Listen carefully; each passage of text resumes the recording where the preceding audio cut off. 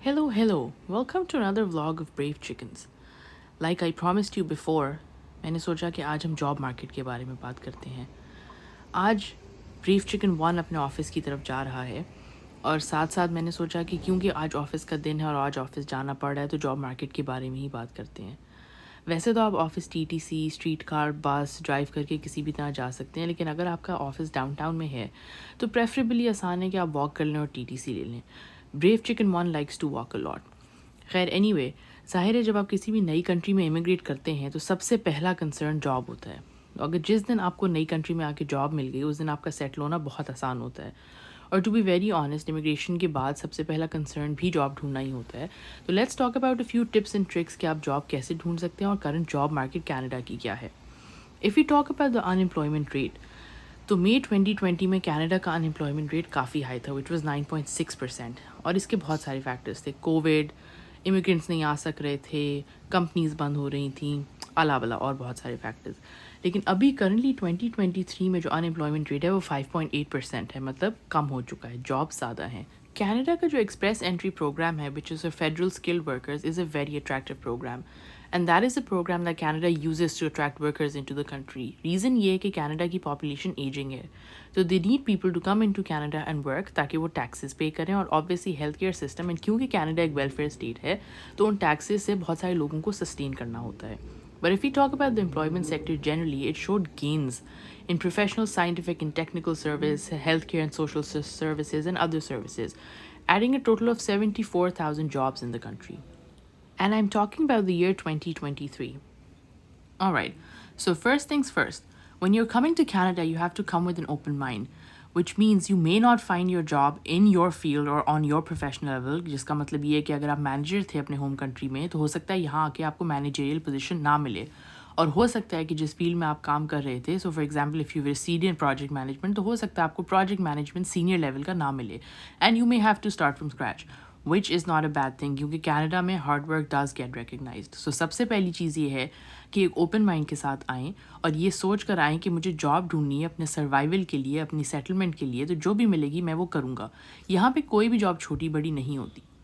फिर आपने ये करना है कि कनाडा आने से पहले आपने लिंक्डइन पे अपने प्रोफेशन की, अपनी जॉब के हिसाब से जो आपकी जॉब डिस्क्रिप्शन है वो वाले रोल्स देखना शुरू करें. वहाँ पे देखें कि आपका एक्सपीरियंस आपकी होम कंट्री का यहाँ पे कैसे ट्रांसलेट होता है. And you also have to keep in mind कि जो टाइटल आपका होम कंट्री में यूज़ होता है ज़रूरी नहीं है कि कनाडा में भी वही जॉब टाइटल यूज़ हो. यहाँ पे डिफरेंट जॉब टाइटल्स हैं.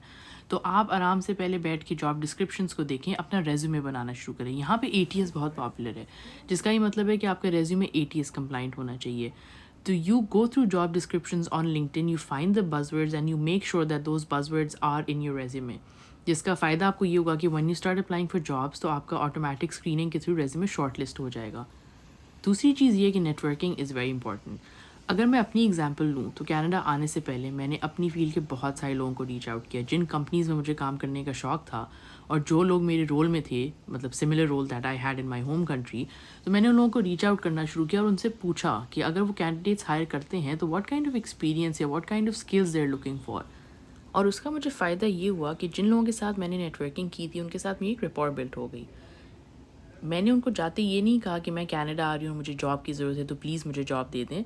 आप बेसिकली उनसे कॉन्वर्जेसन करते हो कि मेरी ये स्किल्स हैं, मैंने अपने जॉब रोल में ये सीखा है, and I think I can add value to your company क्योंकि आप एक सिमिलर काम कर रहे हो, and I can add to your company. तो होता ये है कि अगर इंस्टेंटली उनके पास कोई ओपनिंग ना भी हो और आपकी कॉन्वर्जेसन अच्छी और फ्रूटफुल और प्रोडक्टिव हो तो उनके दिमाग में आप एज अ कैंडिडेट बैठ जाते हो. अब वो आपको अपने पूल में डाल लेते हो. इवेंचुअली जब कभी कोई पोजीशन ओपन होगी तो बहुत सारे लोग आपको खुद ही रीच आउट कर लेते हैं. अगर वो खुद रीच आउट नहीं कर सकते तो किसी रिक्रूटर को रेफ़र कर देते हैं, और रिक्रूटर्स यहाँ पे बहुत अच्छी प्लेसमेंट करते हैं. मैं डिस्क्रिप्शन में बहुत सारी रिक्रूटमेंट कंपनीज़ के लिंक्स भी डाल दूँगी, तो आपको वो यूज़ करके अपनी प्रोफाइल बना के भी काफ़ी फ़ायदा हो जाएगा. आप उन पोर्टल्स पे अपनी प्रोफाइल बनाएं और जिस तरह के रोल्स आप ढूंढ रहे हैं उसके हिसाब से अपने रेज्यूमे को टेलर करें. And you have to keep in mind when you applying for jobs, तो वन रेज्यूमे फिट्स ऑल वाला फॉर्मूला यहाँ पे नहीं चलेगा. आप जिस रोल के लिए अप्लाई कर रहे हैं, जो बज़वर्ड्स और जो स्किल्स उसमें चाहिए, आपको अपने रेज्यूमे को बार बार टेलर करना पड़ेगा. And that is why I keep saying that job hunting itself is a job, क्योंकि आपको बहुत मेहनत से जॉब मिलती है. ऐसे नहीं हो सकता कि हर पोजीशन पे आप एक ही रेज्यूमे भेज दें, वो कभी भी शॉर्ट लिस्ट नहीं होगा because it has to go through ATS.